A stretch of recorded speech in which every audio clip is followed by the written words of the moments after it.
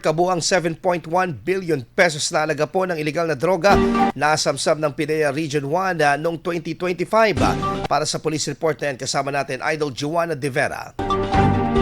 104.7 IFM Report! Kabuuang 7.1 billion pisong halaga ng pinagsamang shabu at marijuana ang nasamsam ng hanay ng Philippine Drug Enforcement Agency Regional Office 1 mula sa mga operasyon na kanilang naisagawa noong 2025.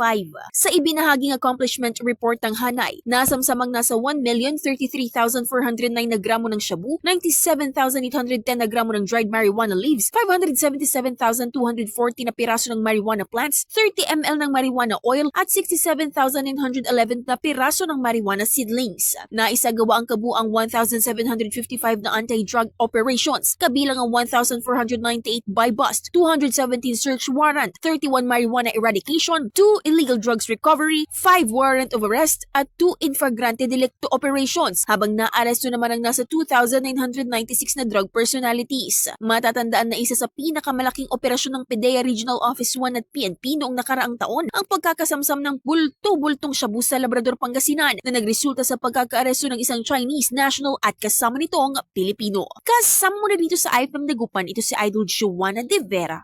Tatak IFM. IFM News. IFM News. IFM News.